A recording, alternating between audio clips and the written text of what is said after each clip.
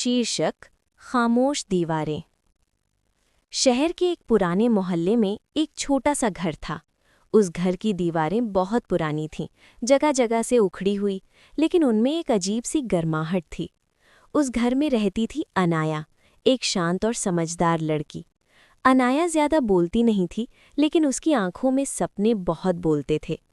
अनाया के पिता एक साधारण पेंटर थे। दिन भर दूसरों के घरों की दीवारों पर रंग भरते, लेकिन अपने घर की दीवारों को कभी रंगने का मौका नहीं मिला। माँ बीमार रहती थी, इसीलिए घर की जिम्मेदारी धीरे धीरे अनाया के कंधों पर आ गई। हर सुबह अनाया स्कूल जाती, लौटकर माँ की देखभाल करती और रात को पिता के साथ बैठकर उनकी बातें सुनती। पिता अक्सर कहते, बेटा, दीवारें सिर्फ ईंट पत्थर की नहीं होती, इनमें इंसान की मेहनत और उम्मीदें भी बसती हैं।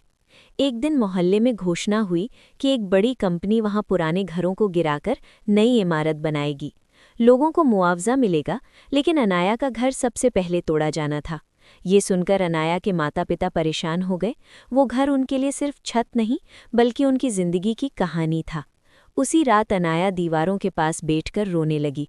उसे लगा जैसे दीवारें उसकी चुप्पी सुन रही हों। तभी उसे एक ख्याल आया, क्यों ना वो इन दीवारों को अपनी आवाज़ दे। अगले दिन से अनाया ने अपने पिता के रंगों से घर की दीवारों पर चित्र बनाना शुरू किया। मेहनत करते हाथ, मुस्कुराते चेहरे, सपनों से भरी आंखें। उसने हर चित्र के नीचे छोटी छोटी पंक्तियां लिखीं, उम्मीद, संघर्ष और हौसले की कहानियां। धीरे धीरे लोग रुककर उन दीवारों को देखने लगे। सोशल मीडिया पर तस्वीरें फैल गईं। कुछ ही दिनों में वो छोटा सा घर खामोश दीवारों का घर कहलाने लगा।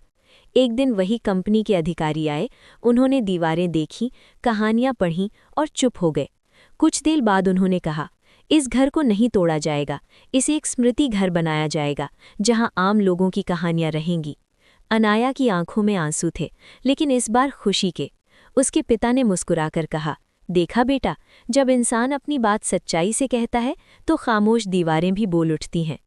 उस दिन अनाया ने समझा, आवाज़ ऊंची हो ये ज़रूरी नहीं, कभी कभी खामोशी में भी दुनिया बदलने की ताकत होती है।